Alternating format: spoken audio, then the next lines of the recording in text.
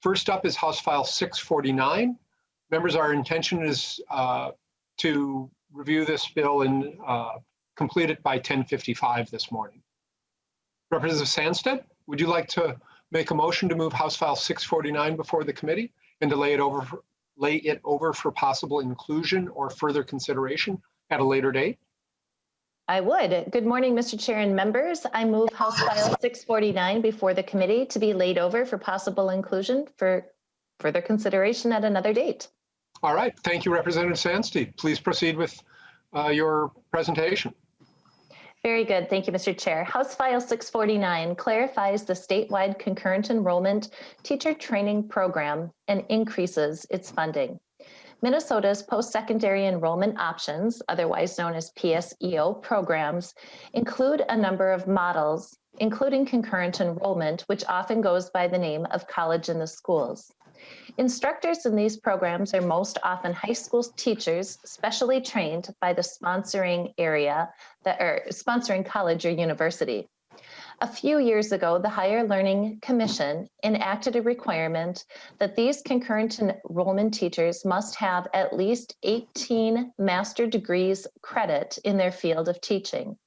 Many concurrent enrollment teachers, while already having a master's degree, do not have these credits in the specific area that they teach. In 2016, the legislature first appropriated funds for the Northwest Regional Partnership to take these credits to high school, or to provide these credits to high school teachers. This program is now referred to as the 18 online program, referring to the 18 credits required. And that fact, much of the coursework is done online. In 2017, the legislature added to the funding and expanded the program statewide. House File 649 makes some clarifying changes to the session law where the program was established, allows other interested Minnesota colleges and universities to participate, removes a required report on the program, and renames the program the Concurrent Enrollment Teacher Partnership. It appropriates $1 million in each of fiscal year 22 and 23 to the Lakes Country Service Cooperative, which will serve as the fiscal host for the partnership. This legislation will ensure Minnesota students can take the path that's best for them in high school and will ensure teachers are qualified to deliver lessons at the level required of them. I'd appreciate your support and I'm happy to answer questions. I also have 3 testifiers with me today. And the first one, if I may, is Jeremy Kovash. Mr. Kovash, welcome to the committee. Please state your name for the record and proceed with your testimony. Jeremy Kovash, good morning, Chair Dabney and Committee. I am Jeremy Kovash, Executive Director of Lakes Country Service Cooperative, testifying in support of House File 649. Representative Sandstead gave a great history of the program and the need for the program, and I'm happy to report that your original $3 million allocation reaped great benefits for our teachers and students across Minnesota. The original $3 million allocation has been completely expended, and we have seen tremendous success. In 2015, the state of Minnesota estimated that our concurrent enrollment instructors across all school districts in the state of Minnesota were short approximately 15,000 graduate credits. This program to date, your original $3 million allocation, has helped our concurrent enrollment teachers attain nearly 10,000 of those needed credits.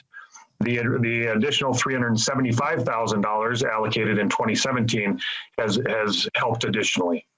So we're very proud of that. Of course, that's a moving target. The needed credits are a moving target because people and teachers and programs come and go. They move, they change school districts and their assignments change. But with your support, this project has been immensely successful. The 10,000 credits earned are primarily in a dozen high-need subject areas and have served over 800 teachers in more than 250 of Minnesota's school districts. Members of this committee, you can be proud of the bipartisan investments made in this program. Here are the resulting impacts on students as reported by MDE in December of 2019 in a report called Rigorous Course Taking Report, spanning the 2011 through 2017 school years. In the 2016 and 17 school year, 319 districts and charter schools offered 74,000 concurrent enrollment courses to about 32,000 students through 38 Minnesota colleges and universities for 255,000 plus credits, college credits. Of note and of particular interest are in total participation by students, increases in total participation by students from 2011 through 2017, 58% increase by total students, with the greatest increase in students of color, 184%, followed by English learners, 105% increase, special education, 98% increase, and low-income students, 81% increase. The report, again, notes a 184% increase from 2011 through 2017 in participation in concurrent enrollment by students of color. Concurrent enrollment programs, of course, allow students the chance to remain in their high school programs with their teachers and peers while earning credit at Minnesota colleges. That comfort level is something that our kids, our students, and our staff greatly appreciate. Moving forward, House File 649 will allow us to sustain the current graduate course offerings in the future. This will allow us to deliver 50 or more courses per year, generating 3,000 additional credits annually, therefore securing the ability of our high school teachers and their higher ed partners to maintain growing and robust portfolio of concurrent enrollment course offerings for our students. Thank you for your consideration and support. I will certainly be here to answer questions, and we do have two principals with us, and I will introduce both of them at this time. Kelly Anderson is the principal at Hawley High School, and Dean Maki, the principal at Fergus Falls High School. And Kelly Anderson is next to testify, and I will, Mr. Chair, I will stand for questions as well. Thank you, Mr. Kovash. Ms. Anderson, welcome to the committee. Please state your name for the record and then proceed with your testimony.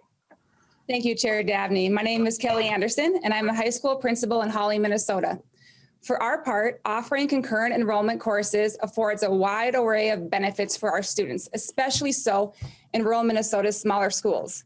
In buildings with a limited number of staff, the ability to partner with post-secondary institutions to receive guidance, structure, and oversight in maintaining a high level of rigor is a boon to our students and to increasing expectations within our school overall. As the bar is raised, all benefit. We know that the single most important factor for building self-esteem and achieving a positive self-image is accomplishment and task completion. It is quite easy to see how students who accept the challenge of a more rigorous course of study stand to gain significantly from the experience that concurrent enrollment does provide. For our students, achieving success in concurrent classes is a validation for their aspirations. For others who might question their ability beyond high school to achieve success, it provides them with the realization that they do belong on a challenging path, one that can lead them to meaningful and appropriate vocational choices. Benefits of this nature are also known to younger students who realize the need to perform more optimally as they grow towards the age of entry-level concurrent classes. Because of GPA and testing requirements, they understand that hard work is required now in order to afford them opportunities later. This residual benefit is anecdotal, but manifests itself every spring during registration. Now, without question, parents are often more engaged in the academic pursuit as they too are aware of the future benefit. Of course, this does create something of an economic burden on our districts, as this does not come without cost. However, we have been able to keep more of our students on campus rather than attend PSEO classes at any of the 4 secondary campuses within 25 miles of us. In reality, the program allows districts to maintain or retain more of the capital than we otherwise would. We also feel the high school experience with all the social, emotional, academic, and co-curricular opportunities is beneficial for our students. In addition, with my conversation with kids, the in-house classes as compared to online classes are much more appreciated with the students. Kids who have been online find their rigor is a little bit less, and they do tire of the process. Hawley has graduated numerous students who go on to finish a 2-year program in 1 year or a 4-year degree in 3. The cost savings is significant. And with the talk of college debt not going away in the news or political posturing anytime soon, this truly is a benefit to every single student who enters our program. We have for years asked our students when they return for a visit whether or not they were prepared, And without one exception, the reports have been a resounding yes. We believe that concurrent enrollment is certainly part of this affirmation. And it should be noted also, not one has ever stated that they wish they hadn't worked so hard in high school. We strongly support the program and would like to see it grow, especially in the areas that lean more vocational in nature. Regardless whether our students leave us for military, short-term training, 1 or 2 year degrees, or a bachelor's degree, all who have made the commitment to participate in concurrent enrollment certainly have fostered personal growth and enriched their experiences both here and beyond. So thank you for allowing me to speak. Thank you, Ms. Anderson. Mr. Maki, welcome to the committee. Please state your name for the record and proceed with your testimony. Good morning, Dean Maki. I'm the secondary school principal here in Fergus Falls. I speak to you today in full support of any additional funding that you can designate to the 18 online program. Frankly, I think that this has been some of the best and most challenging staff development work that members of my staff have taken on, and this has been a great partnership between Minnesota State University at Moorhead, Lakes Country Service Cooperative, and teachers across the state. But the program is not complete, and we need help from the state of Minnesota to fully fund this program and work towards its completion. I know personally several students that were not sure about post-secondary opportunities, but they took a college in the high school course, found they could do well, gave them a ton of confidence, and moved on to take on more college in the high school, other PSEO options, and went from there to college and university studies. College concurrent enrollment for high school students is a wonderful opportunity, but we can't do that without highly trained high school teachers. With the new highly trained qualified requirements, we will lose many outstanding teachers that have been teaching these college and the high school courses for years, and time is running out to train these teachers or new teachers. This is investment that the state of Minnesota can make in their teachers that is right here and now, and the benefits will be around for years to come. Like I said before, these graduate courses are challenging, and they bring teaching colleagues together in the same disciplines to really dig deep into like topics, and this makes for some tremendous learning opportunities. I know that many of my teachers that have made this commitment to the program are very willing to challenge themselves and devote the time necessary, but the financial burden of full graduate tuition on top of their already busy schedules might be too much to allow them to be part of this program if the financial assistance is not there. Fergus Falls is an average sized school district, but we have had several different teachers take advantage of this 18 online program covering all 4 core of our major disciplines. I may have a conflict of interest here because of my own daughter, Mariah, has recently taken advantage of this program, but she is a perfect example of a 4th year teacher, recent move to another area of the state because of a marriage, only working part-time right now, has the time to devote to this course of study, but the financial burden of paying for all of these graduate credits right now might not be possible without the help from this 18 online program.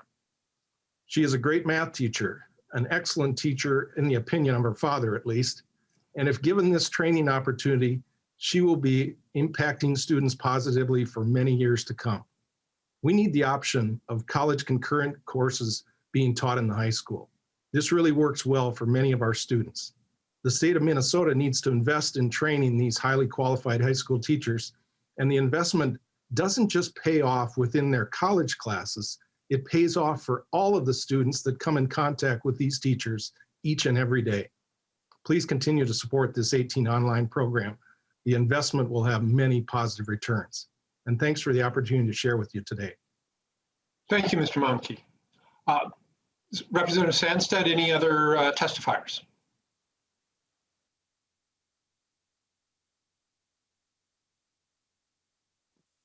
I do not have any. All right. Questions from members?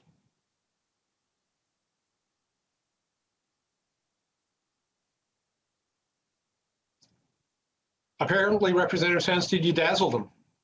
Amazing. Any closing comments?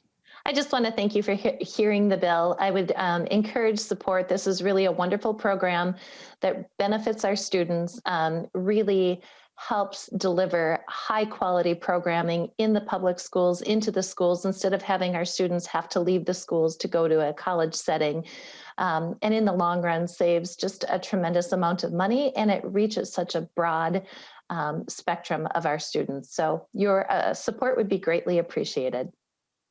Thank you very much. And with that, Representative Sandsteed renews her motion to lay House File 649 over for possible inclusion in a future bill. Thank you, Representative.